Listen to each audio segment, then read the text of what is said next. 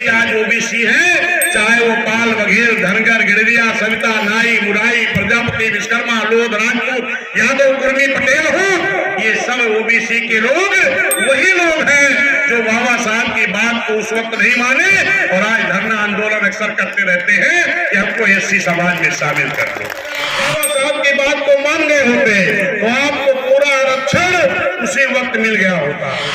आपका आधा अधूरा आरक्षण लागू हुआ, इसको मैं इसलिए कहता हूं कि पिछड़े समाज के लोगों का गांव में प्रधानी में आरक्षण है, मेंबरी में आरक्षण है, जिला पंचायत सदस्य में, डीडीसी में, बीडीसी में, प्रमुख में, अध्यक्षी में है, लेकिन लोकसभा विधानसभा में आपका आरक्षण आज भी नहीं है।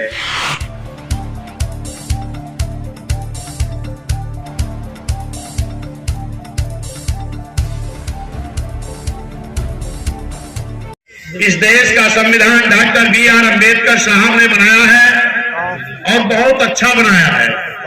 Doctor B R. अम्बेडकर साहब ने संविधान बनाकर सौंपते वक्त एक बात जरूर कही थी कि संविधान तो मैंने बहुत अच्छा बनाया है, लेकिन यदि संविधान को लागू करने वालों की नीयत सही नहीं रही तो अच्छा से अच्छा भी संविधान अच्छा काम नहीं कर पाएगा। साथियों, संविधान ने 3 बातों के लिए डॉक्टर बी.आर. अम्बेडकर साहब को बहुत संघर्ष करना पड़ा।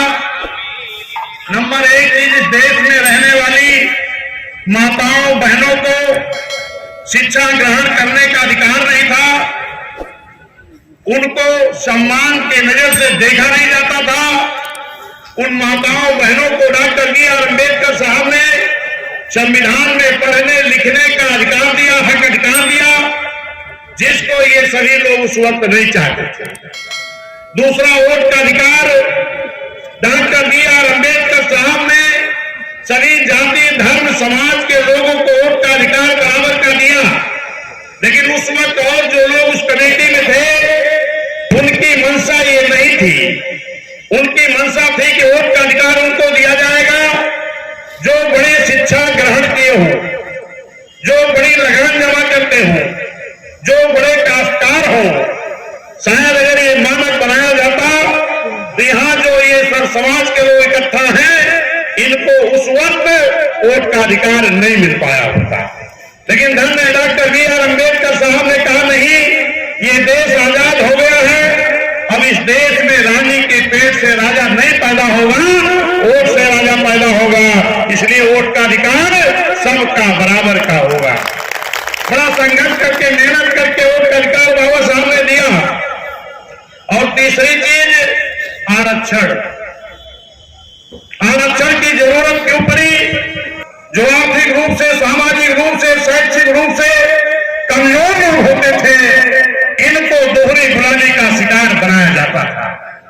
धन्य डॉक्टर बी.आर. अम्बेडकर साहब ने कहा कि देश अंग्रेजों के हाथ से तो आजाद हो जाएगा, लेकिन एक दोहरी गुलामी, जो दोहरी गुलामी है, इससे आजादी के लिए हमें इस देश में आरक्षण की जरूरत है। उसके लिए डॉक्टर बी.आर. अम्बेडकर साहब ने सिफारिश करके साइमन कमीशन इस देश में आने का काम किया और साइमन कमीशन जब आया तो आरक्षण के लिए एक कमेटी, साइमन कमीशन सर्वे करना जब शुरू किया, जब आरक्षण आया है, सर समाज के पिछड़े लोग, जब आरक्षण आया, साइमन कमीशन आया, तो उस वक्त तमाम लोग जो आपको आरक्षण नहीं देना चाहते थे वो साइमन गो का नारा लगा रहे थे कि साइमन कमेटी वापस जाए। लेकिन धन्य डॉक्टर बी.आर. अम्बेडकर साहब ने बड़ा प्रयास करके उस साइमन कमीशन को इस भारत देश में लाने का, मंगाने का काम, कमेटी लाने का काम किया। सम्मानित साथियों, उस कमेटी के साथ में सर्वे किसका हो रहा था? जो लोग आर्थिक रूप से, सामाजिक रूप से, शैक्षिक रूप से, यानी जो हर तरह से पिछड़े थे, उनका सर्वे साइमन कमीशन कर रहा था। Doctor B R. अम्बेडकर साहब दिन भर उस कमेटी के साथ में रहते थे और रात में उन पिछड़े लोगों के बीच में जाकर के ये कहने का काम करते थे कि कल आपके गांव में साइमन कमीशन कमेटी के लोग आएंगे तो आप अपनी सच्चाई को बता देना। मेरे सम्मानित साथियों, उसी वक्त जो लोग आपका आरक्षण देना नहीं चाहते थे वो लोग भी उनके बीच में जाते थे और पूछते थे कि क्या डॉक्टर B.R. अम्बेडकर साहब आपके गांव में आए थे। जब लोग बताते थे कि हाँ आए थे तो पूछते थे क्या कह करके गए हैं, तो लोग बताते थे बाबा साहब ने कहा है इस कमेटी को सही चीज बता देना ताकि सूची में आपका नाम भी दर्ज हो जाए। तुरंत वो लोग कहते थे अगर आप साइमन कमीशन की कमेटी को सही चीज बता करके सूची में नाम दर्ज करा दोगे तो आप शूद्र हो जाओगे, नीच हो जाओगे, छोटी जाति में हो जाओगे।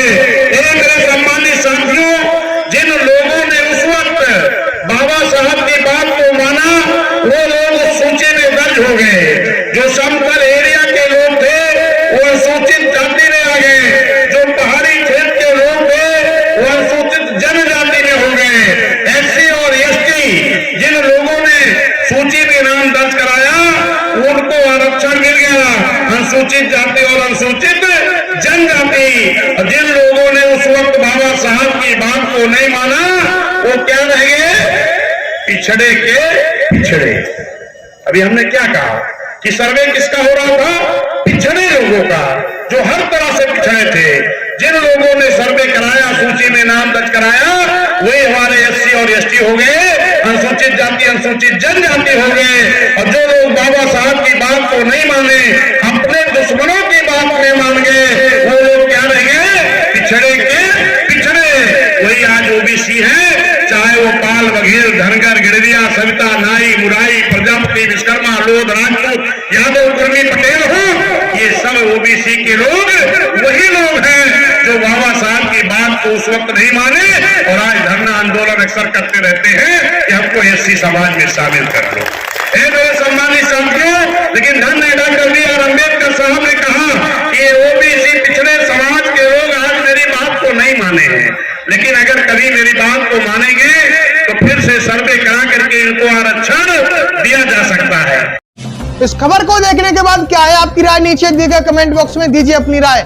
ऐसी तमाम बड़ी खबरों को देखने के लिए जुड़े रहिए हमारे साथ। खबर अच्छी लगे तो लाइक कीजिए और शेयर कीजिए, और हाँ, चैनल को सब्सक्राइब कर घंटे वाली बटन को दबाना ना भूलिए।